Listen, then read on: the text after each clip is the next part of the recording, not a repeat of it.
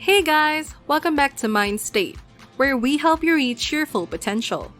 In today's video, we will be discussing 8 effective tips to beat anxiety. You know those times when you feel like the world is closing in on you? It's not just you. It happens to everyone from time to time. But if it's happening more than once a week, or if it's interfering with your ability to function normally, then you might be suffering from an anxiety disorder. And if that's the case, there are a few things you can do to help yourself out. First off, don't worry much about it. I know that sounds silly, but there's no point in being anxious about being anxious.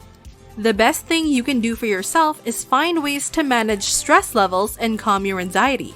Luckily for us all, there are many great tips and tricks out there for managing stress levels and calming anxiety. We've put together this video to share some of these tips with you. Number 1. Cut back on your caffeine intake. Coffee is a dangerous drug. It's true. You may think it's just a harmless cup of joe, but the truth is that coffee is actually the most dangerous drug in existence.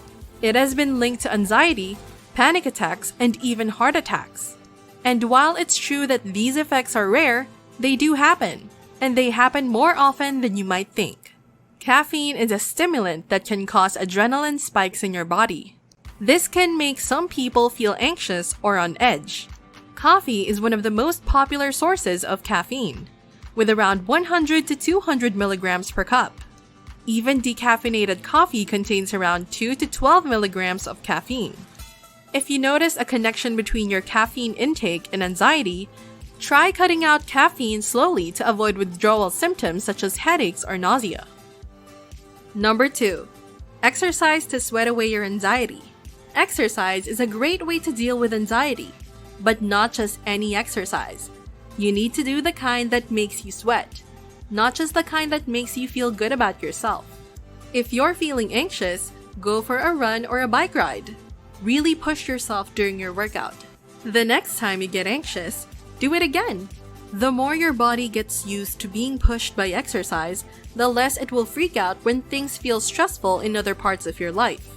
A 2013 review of the scientific literature found that exercise can be quite effective in reducing symptoms of anxiety, but only when it is combined with other forms of therapy or medication. It also found that aerobic exercise is most effective at reducing anxiety symptoms. But more research is needed to determine what type of aerobic exercise works best for which kinds of anxiety disorders. Number 3. If you suffer from anxiety, try calming down with yoga. Yoga is a great workout for your mind. It's not just about the physical benefits of yoga.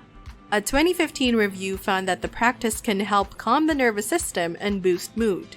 Yoga practitioners may also experience better sleep and improved cognitive function. The review included 25 studies and found that yoga decreases heart rate, blood pressure, and cortisol levels.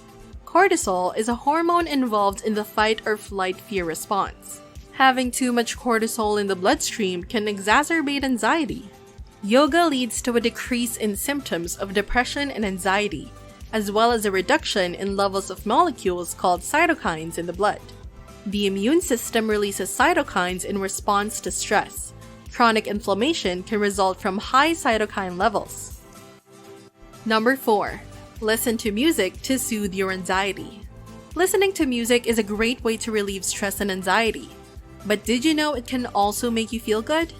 A review of studies published in 2013 concluded that listening to music can reduce stress and boost immune system function. In fact, just a few minutes of listening can improve your mood, reduce tension, and help you relax. Music therapy has been used for centuries to help people cope with illness or injury as well as emotional issues such as depression, anxiety, and anger. The healing power of music is based on the release of endorphins that occur when we listen and sing along with our favorite tunes. A study later found that listening to music was the most effective way to reduce stress levels. This suggests that a favorite song or music genre may be an effective short-term remedy for stress. Are you liking the video so far? Before we get back, don't forget to like, share, and subscribe to our channel, and click on the notification bell to get notified of our new uploads. Now let's get right back to it. Number 5. Mindfulness meditation, the cure for a distracted mind. Have you ever been so angry that you felt like you could just burst? Or so happy that you couldn't stop smiling? Of course you have. But what if you'd been able to stop yourself from getting caught up in those emotions? What if your mind had stayed focused on the present moment, instead of being carried away by past events or future concerns? That's what mindfulness is all about. Staying aware of what's happening right now. And it turns out that people who practice mindfulness are less likely to get caught up in negative thinking, because they're too busy focusing on their breathing and the sensation of their feet on the ground. They're also less likely to experience anxiety and depression. Number 6. Use visualization techniques as a way to reduce your anxiety. Another type of meditation, guided imagery, involves picturing peaceful scenes to promote a state of relaxation. In one 2015 study, researchers investigated the combined effects of music and gastrointestinal distress on workplace anxiety. For this study, the researchers divided 20 participants into two groups. One received a 9-week GIM program, while the other group received no treatment. In a comparison of the GIM group and the no treatment group, it was found that the GIM group experienced significant improvements in stress management and well-being. The results also showed a greater reduction in blood cortisol levels for the GIM group. Further studies are necessary to establish if GIM is helpful for treating other forms of anxiety or not. Number 7. Practice breathing from your diaphragm. Diaphragmatic breathing is a type of deep breathing technique. It can be used to reduce cortisol levels in healthy adults, according to a 2017 study. The study found that diaphragmatic breathing decreased stress hormone levels and increased the production of anti-stress hormones.